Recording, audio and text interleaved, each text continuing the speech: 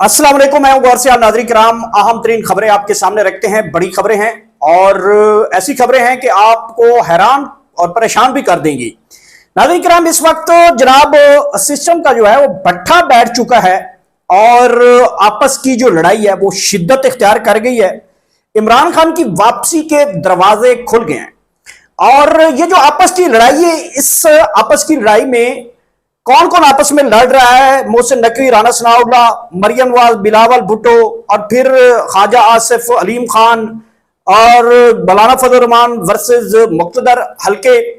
तो इनकी आपस में ये अचानक लड़ाई क्यों होती है? क्या इस अचानक लड़ाई के अंदर जो असल गेम है, जो आपको अभी तक किसी ने नहीं बताई, वो मैं आपको इस पूरी तफसील इस खबर के अंदर रखूंगा कि इनकी आपस में लड़ाई क्यों शुरू हो चुकी है, इसके पीछे बिहाइंड द सीन क्या है, इसके पीछे ऐसी क्या चीज है कि इनको आपस में जो है वो लड़ना पड़ रहा है। क्या लड़ाई की कुछ हकीकत है या फिर कुछ और नूरा कुश्ती है? पूरी तफसील मेरे पास इस खबर की है, मैं पूरी तफसील आपको समझाऊंगा। बस आपने मेरे साथ रहना है। इस खबर की तफसील जल्द आपको बताने लगा हूं इसी वीडियो के अंदर। जनाब, पाकिस्तान तहरीक इंसाफ का लॉन्ग मार्च जो निकलने जा रहा है, उसको बुशरा बीबी और मुराद सईद साहब जो है वो लीड करेंगे। यह फैसला किया गया है बुशरा बीबी के हवाले से, चूंकि उनका फैसला बिल्कुल बिल्कुल करीब है और अगर बुशरा बीबी रिहा होती हैं तो वो लॉन्ग मार्च को लीड करेंगी। अलीमा खान भी लीड करेंगी। मुराद सईद साहब की जो है वो 5 साल बाद वापसी का ऐलान किया है। मुराद सईद साहब ने 5 साल बाद पाकिस्तान तहरीक इंसाफ में वापसी का ऐलान कर दिया और उन्होंने लॉन्ग मार्च के हवाले से अपना बयान दे दिया। उन्होंने कहा कि लॉन्ग मार्च हम खुद लीड करेंगे और मैं मौजूद दूंगा। और मुराद सईद की 5 साल बाद एंट्री जो है वो भी आपके सामने रखते हैं खबर। नाज़रीन किराम, रिजवी बरादरान की जमात और पाकिस्तान तहरीक इंसाफ के दरमियान इल्हाक का एक फैसला हुआ है। दोनों बड़ी सियासी जमातें हैं और दोनों के दरमियान बैक चैनल के ऊपर कुछ रवाबित किए गए हैं। पाकिस्तान तहरीक इंसाफ के अहम तरीन लोगों की जानिब से राब्ते किए गए हैं और जवाब में भी हम भी भरने का ऐलान किया गया है। यानी कि माजी के अंदर अगर देखा जाए तो दोनों एक दूसरे के मुखालिफ जमातें समझी जाती हैं, लेकिन जब दोनों जमातों के ऊपर इस वक्त जुल्म हो रहा है और दोनों के हकूक छीने जा रहे हैं, तो अब दोनों एक ट्रैक के ऊपर दिखाई दे रहे हैं। ये कौन कौन रहनुमाओं की आपस में जो है वो बातचीत चल रही है? क्या रिजवी बरादरान की जमात और पाकिस्तान तहरीक इंसाफ एक प्लेटफॉर्म पे आ सकते हैं? पूरी खबर की तफसील आपको बाद में बताएंगे इसी वीडियो में। पहली खबर जो मैंने आपको बताई थी कि सिस्टम का जनाब भट्ठा बैठ गया, आपस में लड़ाई हो रही है। लड़ाई जनाब इस टाइम जो हो रही है वो आपके सामने है। बिलावल भुट्टो और मरियम नवाज साहबा, किसी ने बड़ा खूब लिखा है मज्जो और बिल्लो की लड़ाई। और मज्जो और बिल्लो की लड़ाई हो रही है। बिलावल भुट्टो और मरियम नवाज की इस वक्त लड़ाई जो है वो शिद्दत इख्तियार कर गई है और लोग उसको देख रहे हैं कि क्यों लड़ रहे हैं। फिर मोहसिन नकवी की और राना सनाउल्लाह की लड़ाई हो जाती है। मोहसिन नकवी कहता है कि इस सिस्टम का जो है भट्ठा जो है वो बैठ गया है। तो फिर राना सनाउल्लाह ने जवाब देता है कि जनाब, अगर आपको इस सिस्टम से इतनी नफरत होगी तो इस्तीफा देकर वापस घर चले जाएं। ये सिस्टम जो है वो कैद आजम से हमें यही तक मिला है कि कैद आजम ने हमें सिस्टम यही दिया था। और उसके बाद ये जंग शुरू हो जाती है। अब मैं आपको बाद में जाके समझाऊंगा कि राना सनाउल्लाह वर्सेस मोहसिन नकवी आपस में लड़ाई क्यों जारी है। फिर ख्वाजा आसिफ और अलीम खान की लड़ाई है। ख्वाजा आसिफ बड़ी सख्त तनकीद कर रहे हैं। उन्होंने कहा है कि जनाब, आप हमारी हुकूमत के ऊपर तनकीद करते हैं और हमारी हुकूमत का हिस्सा है और हमारी हुकूमत में बैठकर वजीर बन के बैठे हैं और जल्दी करें, कुर्सी से हटें ताकि जगह से पेश खत्म हो और हम अपना बंदा एडजस्ट करें। अगर आपको इतना ही हमदर्द है, दूसरों की जो है वो तकलीफ फील हो रही है, तो आप ये सीट छोड़ दें। बज़ाहिरन जो ख्वाजा आसिफ है वो अलीम खान से इस्तीफा मांग रहा है कि अगर आपको नहीं चलना हमारे साथ तो आप यहां से कुर्सी छोड़ें और जाएं।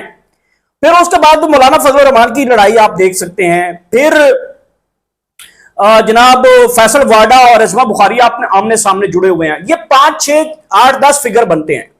मतलब पाकिस्तान पीपल्स पार्टी में बिलावल भुट्टो और मरियम नवाज आमने सामने है, मोहसिन नकवी और राना सनाउल्लाह आमने सामने है, अलीम खान और ख्वाजा आसिफ आमने सामने है, अज़मा बुखारी और फैसल वाडा आमने सामने है, मौलाना फजल रहमान और मुक्तदर हल्के जो आमने सामने हैं। ये तो एक ही प्लेट के अंदर जो है वो बैठ के खाने वाले लोग थे। ये आपस में लड़ाई कैसे लड़ रहे हैं? तो मैंने बड़ा गौर किया कि जनाब, क्या इस लड़ाई के पीछे आखिर क्यों इतना ही कोई बातचीत ही नहीं हुई? कोई ऐसी चीज सामने भी नहीं है कि जिसके ऊपर हम सोचें कि जनाब एक दूसरे के ऊपर इतनी तनकीद हो। तो फिर मेरा ख्याल जाता है कि इस वक्त चूंकि कश्मीर की सूरत हाल बहुत शिद्दत इख्तियार कर चुकी है और वहां की जो सूरत हाल के ऊपर जो तवज्जो है पूरे दुनिया की, खसूसी तौर पे पाकिस्तानियों की, इस तवज्जो को हटाने के लिए एक नया गेम प्लान मरतब किया गया है कि आपस में लड़ाई करवाई जाए, मीडिया के ऊपर लड़ाई दिखाई जाए ताकि लोगों की जो तवज्जो है कश्मीर से वो हटे। तो मैं तो इस नतीजे पर पहुंचा हूं। मेरा अपनी ये जाती राय है कि क्या मोहसिन नकवी के आगे राना सनाउल्लाह साहब की जुर्त है कि वो ऐसे बात करें कि आप जो है आसिफ जरदारी के बरखुरदार हैं। ऐसी राना सनाउल्लाह कभी भी जुर्त नहीं कर सकते। ये तो मोहसिन नकवी के जूते की नोक चूमते हैं बैठ के रात को अपनी हुकूमत बचाने के लिए। शहबाज शरीफ साहब जो है रिपोर्ट देते हैं मोहसिन नकवी साहब को कि जनाब ये मैंने करना है, ये करना है, ये भी करना है। मोहसिन नकवी कहता है ठीक है कर लो, ये भी तुम्हें करना, ये भी तुमने करना, ये भी तुम करना। ये तो इतनी जोगी हुकूमत है। और मोहसिन नकवी के साथ इनकी लड़ाई कैसे बढ़ गई भाई? और देखो ना, राना सनाउल्लाह मोहसिन नकवी एकदम चाहे तो इस हुकूमत को परे चक के मारे, फटे चौक के मारे, और ये कहते हैं कि मोहसिन नकवी को आगे सामने हुए खड़े हैं। और फिर ख्वाजा आसिफ अलीम खान की देख लेंगे, दोनों वजीर हैं और दोनों जो हैं आमने सामने हुए हैं, एक दूसरे के इस्तीफे मांग रहे हैं, लड़ाई शुरू हुई है। भाई मुझे एक बात बताएं, सिस्टम का सबसे इस वक्त जो ताकतवर शख्सियत है वो मोहसिन नकवी है। मोहसिन नकवी को मुस्लिम लीग नून टक्कर दे दी है, ये बात मैं मान लूं। वो मुस्लिम लीग नून जो फार्म 47 की सीटों के ऊपर बैठी हुई है, टोटल 9 या 17 सीटें हैं, 2 फिगर घूमते रहते हैं। एक अदालत के अंदर सबात की मार है, सारे फार्म 47 घर चले जाएंगे। उनको नहीं पता कि मोहसिन नकवी अगर ताकतवर शख्सियत जो है वो जिस टाइम चाहे हमें घर भेज सकती है, वो लड़ाई कैसे लड़ सकते हैं? उनकी कैसी कैपेसिटी है? क्या मुस्लिम लीग नून की इतनी बड़ी कैपेसिटी है कि वो मोहसिन नकवी से टक्कर ले? क्या ख्वाजा आसिफ के अंदर इतनी कैपेसिटी है कि वो अलीम खान से टक्कर ले जो उनकी हुकूमत के साथ उनके साथ कुलेशन है? क्या मौलाना फजल रहमान की इतनी जुर्त है कि वो मुक्तदर हल को ललकारे? क्या है जरूरत? मुझे समझाते जाना, मैं हो सकता हूं मैं गलत हूं। क्या फैसल वाडा के आगे अजमा बुखारी की जुर्त है कि वो उसके सामने बोले फैसल वाडा किन की दुनिया है, किस दुनिया के वो मालिक हैं? और फिर बी लेयर जो है पीपल्स पार्टी की और सी लेयर पीपल्स पार्टी की जमातों के जो रहनुमा हैं वो मुस्लिम लीग नून के ऊपर तनकीद कर रहे हैं, मुस्लिम लीग उनके ऊपर तनकीद कर रही है। ये सारी खिचड़ी क्यों इस वक्त टीवी के ऊपर डिस्कस होना शुरू हो चुकी है? मेरा एक सिंपल सवाल है, मोहसिन नकवी से कौन वो माइक अलाले जो टक्कर ले सकता है? मुझे बताएं दे, मुस्लिम लीग नून के अंदर जितने फन्ने खान बैठे हैं वो कहें मोहसिन नकवी साहब आप जाएं, हमारी हुकूमत हमने आपको वोट दिया, देश शो काज नोटिस फारिग करें। लड़ाई क्यों लड़ रहे हैं? किस चीज की लड़ाई हो रही है? तो फिर मैं इस नतीजे पर पहुंचा हूं, ये सारी जो लड़ाई है इसका पीछे एक ही डोर है, वो ये है कि कश्मीर से तवज्जो हटाई जाए। मेरी समझ में यह हो सकता है मेरी नाकस राय हो, मेरी अपनी जाती राय है, हो सकता है तवज्जो कोई और गेम हो। मेरी तवज्जो में अभी तक जो आई है, जो मेरी समझ में चीज आई है वो यही बनती है कि जनाब किसी तरीके से जो कश्मीर है उससे जो सूरत हाल है उससे लोगों की जो है वो तवज्जो हटाई जाए। अब आप खुद अंदाजा लगाएं कि जिन लोगों ने एक दूसरे के ऊपर बंदूकें तानी हुई हैं, ख्वाजा आसिफ वर्सेस अलीम खान, तो बनता है राना सनाउल्लाह की इतनी जुर्त है कि वो मोहसिन नकवी को कहे कि तुम जरदारी के बेटे हो? इतनी जुर्त है? और जिनको यह भी पता है हमें एक चुटकी से पहले जो हमारी हुकूमत गिरा देंगे, मोहसिन नकवी से फटा लेकर बैठे हुए हैं। तो मुख्तलिफ हल्कों से जनाब मौलाना फजल रहमान साहब लगे हुए हैं, इनकी कहां से जुर्त हो गई है? तो यूं समझ लीजिए जनाब, फिर ये मुझे तो एक नूरा कुश्ती नजर आती है और वो सिर्फ यह है कि किसी तरीके से जनाब तवज्जो हटाई जाए कश्मीर के अंदर जो सूरत हाल बनी हुई है। हो सकता है कि मेरी नाकिस राय हो, गलत हो। अगली खबर जनाब, पाकिस्तान तहरीक इंसाफ के लॉन्ग मार्च को बुशरा बीबी, अलीमा खान और मुराद सईद लीड करेंगे। मुराद सईद की 5 साल बाद वापसी। बड़ी खबर यह है कि मुराद सईद साहब बड़े मुतहरक हो चुके हैं। उन्होंने अपने कारकुनान को बड़ा चार्ज करना शुरू कर दिया। उन्होंने कहा कि किसी सूरत में हमने अब नहीं बैठना और तमाम तर जुल्म फस्तायत का सामना करेंगे। बड़ी अच्छी खबर यह है कि जो पाकिस्तान तहरीक इंसाफ के अंदर समझे जा रहे थे कि धड़ेबाजी है और आपस की लड़ाइयां, वो भूल चुके हैं। अली मीन गंडापुर का मैंने बयान देखा, उन्होंने कहा कि तमाम तर जो शिकवे शिकायतें या किसी सूरत हाल के अंदर आपस में लड़ाई झगड़े हैं वो पीछे रह जाएंगे, हमने मिलकर काम करना है। बहुत अच्छी स्टेटमेंट है, मैं कहता हूं पाकिस्तान तहरीक इंसाफ के अंदर बड़ी अच्छी स्टेटमेंट बड़े दिनों के बाद सुनने को मिली। और फिर मुराद सईद की वापसी, वो कहते हैं हम खुद लीड करेंगे। अब बुशरा बीबी के हवाले से हो सकता है कि 5 अगस्त के बाद कोई फैसला सुना दिया जाए, बुशरा बीबी बाहर आ जाए तो वो भी लॉन्ग मार्च को लीड कर सकती हैं, वरना अलीमा खान का भी 50-50 चांसेस हैं कि अगर वो उनको सजा नहीं सुनाई जाती तो फिर तो वो लीड करेंगे। अगर सजा सुनाई जाती है उनके जो 26 नवंबर वाले केस में तो फिर वो जेल चली जाएंगे। मुराद सईद साहब ने वापसी का अंदिया दे दी, उन्होंने कहा कि मैं लॉन्ग मार्च के अंदर मौजूद हूंगा। अब मुराद सईद साहब कच्ची गोली तो वो खेलने वाला इंसान नहीं है, वो इतने अरसे से इमरान खान साहब ने उसे कहा हुआ है कि छुप के रहें, जब वक्त आएगा तो मेरी कॉल के ऊपर आपने बाहर आना, उससे पहले नहीं आना। अब क्या पता खुफिया तौर पे इमरान खान साहब ने उन्हें कॉल दे भी दी हो, ये तो अल्लाह जानता है कि इमरान खान साहब इस वक्त अडियाला जेल हैं भी या किसी और जगह बैठे हैं, हमें तो कोई नहीं पता। हमें 9 महीने हो गए, हमें नहीं पता कि कहां पे है वो। हम भी जो है इधर उधर से सुनते हैं, फिर सोचते हैं कि कहां पे है, किधर है, क्या हो रहा है, क्या नहीं हो रहा। कुछ खबरें चलती थी खुफिया मुलाकातें फैमिली की हो रही हैं, फैमिली छुपा लेती है, और ये कहा भी गया था कि जो मुलाकात होगी वो बाहर डिस्कस नहीं होगी, इस किस्म की बातें थी। तो हो सकता है इमरान खान साहब ने कोई पैगाम भेजो मुराद सईद के लिए कि आप मंजर आम पे आ जाए, तो मुराद सईद साहब ने जी ऐलान किया है वो वापसी के लिए। अगली खबर है जनाब, रिजवी बरादरान और पाकिस्तान तहरीक इंसाफ के दरमियान एक इल्हाक करने का फैसला किया गया है। देखिए दोनों बड़ी अच्छी जमातें हैं, दोनों के कारकुनान स्ट्रीट मूवमेंट बड़ी तगड़ी स्ट्रीट मूवमेंट है। पाकिस्तान तहरीक इंसाफ की स्ट्रीट मूवमेंट बहुत तगड़ी है, उतनी ही तगड़ी रिजवी बरादरान की जमात की। आपने देखा होगा 2-3 मरतबा उनके लॉन्ग मार्चेस जो हुए हैं तो वहां पर लाखों लोगों की जो है वो लोगों की शिरकत होती थी। इससे पहले जो है इमरान खान साहब ने हाथ खुद बढ़ाया था।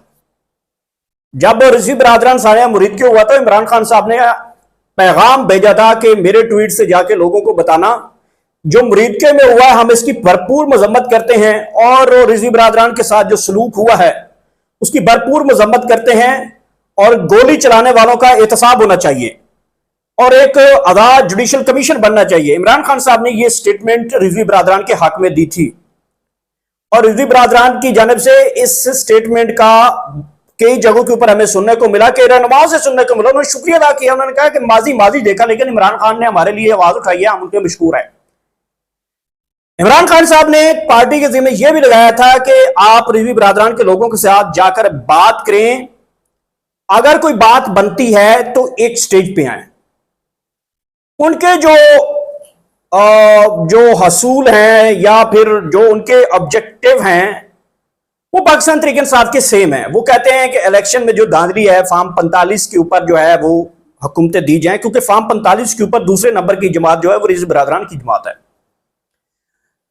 तो अब ये फैसले तेज हुए हैं, पाकिस्तान तहरीक इंसाफ की जानिब से ये फैसला किया गया है कि वो रिजवी बरादरान को ऑन बोर्ड दें, और अगस्त सितंबर में जो कॉल आ रही है इस हवाले से वो उनको दावत देना चाहते हैं।